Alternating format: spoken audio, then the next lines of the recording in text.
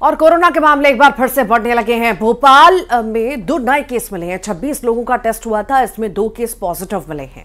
आपको बता दें कि राजधानी में कोरोना के फिलहाल कुल 3 एक्टिव केस आ गए हैं। तो कोरोना के केसेस क्योंकि बढ़ रहे हैं और ऐसे में कई मरीज भी पॉजिटिव निकल रहे हैं। सतर्कता और सावधानी की बात की जा रही है। स्वास्थ्य मंत्रालय की तरफ से स्वास्थ्य मंत्रियों के बीच एक बैठक भी हुई थी, जिसमें दिशा निर्देश जारी किए गए थे कि जो गाइडलाइन है उनको ध्यान में रखना बहुत जरूरी है। गाइडलाइंस को जन जन तक पहुंचाएं और फिर एक बार फिर से जनता को कहिए कि तमाम गाइडलाइंस और प्रोटोकॉल का पालन करें।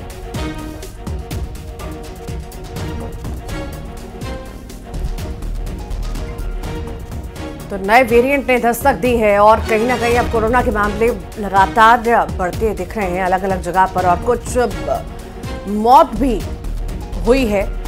और लगातार जिस तरह से मामले बढ़ रहे हैं, स्वास्थ्य विभाग की चिंता बढ़ना भी स्वाभाविक है। लोगों में भी कहीं ना कहीं भय है। हालांकि डॉक्टर्स द्वारा साफ तौर से यही कहा जा रहा है कि डरने की जरूरत नहीं है, इतना खतरनाक ये वायरस नहीं है।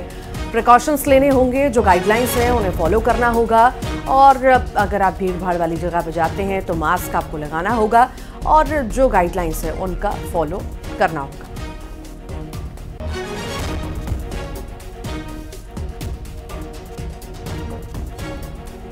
भोपाल में कोरोना के नए 2 केस आए हैं और अब तक 3 एक्टिव केस हैं भोपाल में। फिलहाल जो है इनका इलाज जारी है।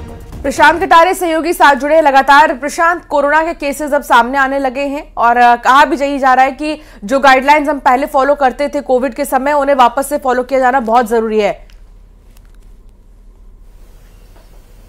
बिल्कुल बिल्कुल।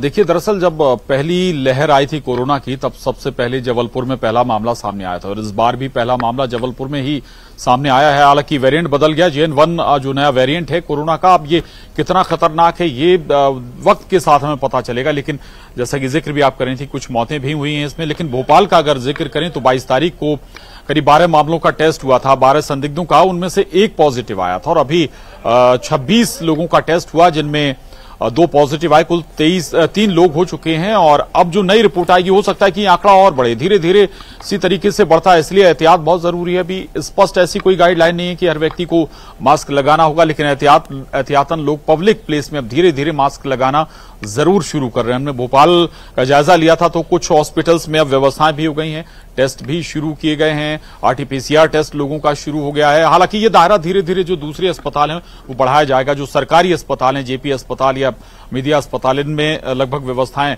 धीरे धीरे पटरी पर आ रही हैं, या हम कहें कि धीरे धीरे व्यवस्थाएं हो रही हैं। लेकिन एहतियात बहुत जरूरी है। जो अभी 2 पॉजिटिव आए हैं, इन दोनों की जो ट्रैक हिस्ट्री है, ट्रेवल से लौटे हैं, ये कहीं बाहर से लौटे हैं।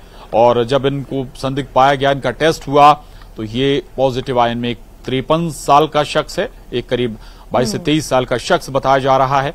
लेकिन एहतियात वाकई जरूरी है अंशिका, चूंकि इसी अंदाज में मामले बढ़ते हैं। अगर हम पिछली 2 जो बड़ी लहर हमने देखी हैं जो बेहद खतरनाक रही, 1 मामला, 2 मामला, और उसके बाद धीरे धीरे ये मामले बढ़ते चले गए। हालांकि इस तरह के महामारी को समझने में भी वक्त लगता है, तो इसलिए बेहतर है कि सावधानियों का पालन किया जाए और किसी भी महामारी से बचा जाए। बहुत शुक्रिया प्रशांत, जानकारी साझा करने के लिए।